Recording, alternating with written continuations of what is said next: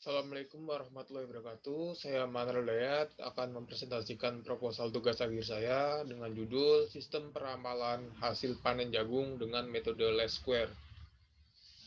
Untuk outline yang akan saya sampaikan ada 3 outline. Yang pertama itu ada pendahuluan, landasan teori, dan juga metode penelitian.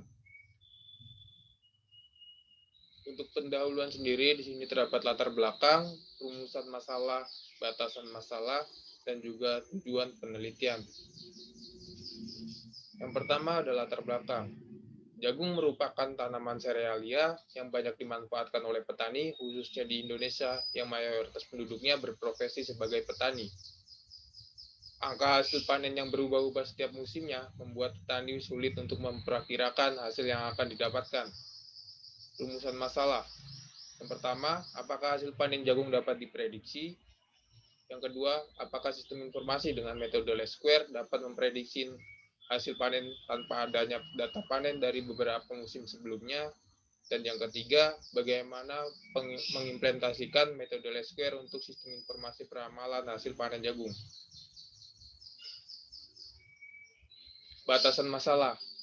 Satu, sistem hanya dapat digunakan untuk memprediksi hasil panen jagung. Yang kedua, hasil prediksi tidak dipengaruhi oleh benih, cara penanaman, dan perawatan yang dilakukan.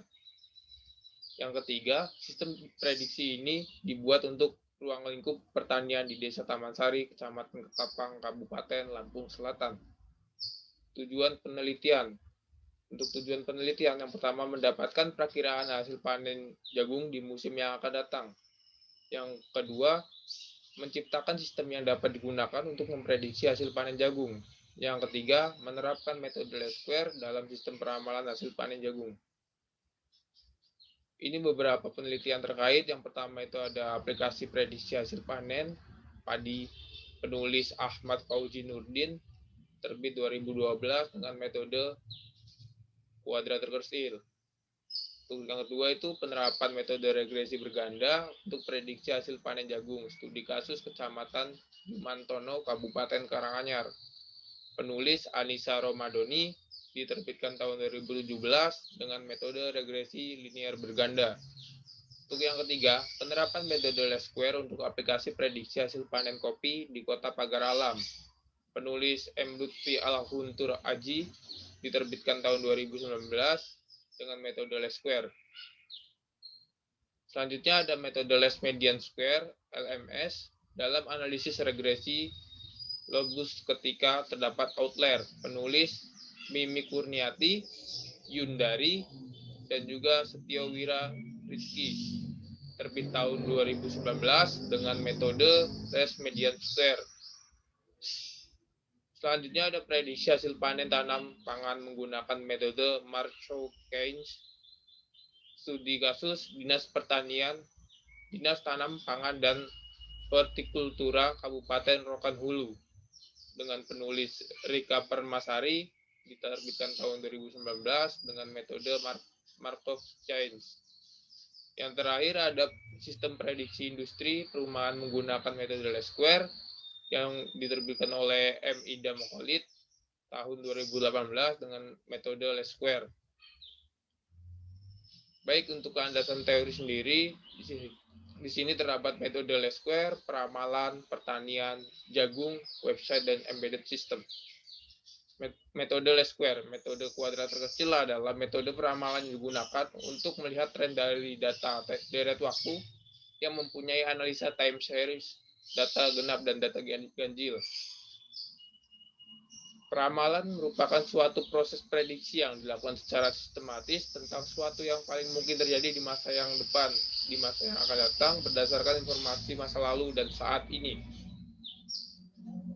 Pertanian, dalam arti luas, adalah sebuah kegiatan yang meliputi bercocok tanam, perikanan, peternakan, dan kehutanan. Indonesia termasuk negara agraris, artinya sebagian besar dari penduduknya berprofesi sebagai petani. Jagung merupakan tanaman serealia yang paling produktif di dunia dan tergolong ke dalam jenis tanaman biji-bijian.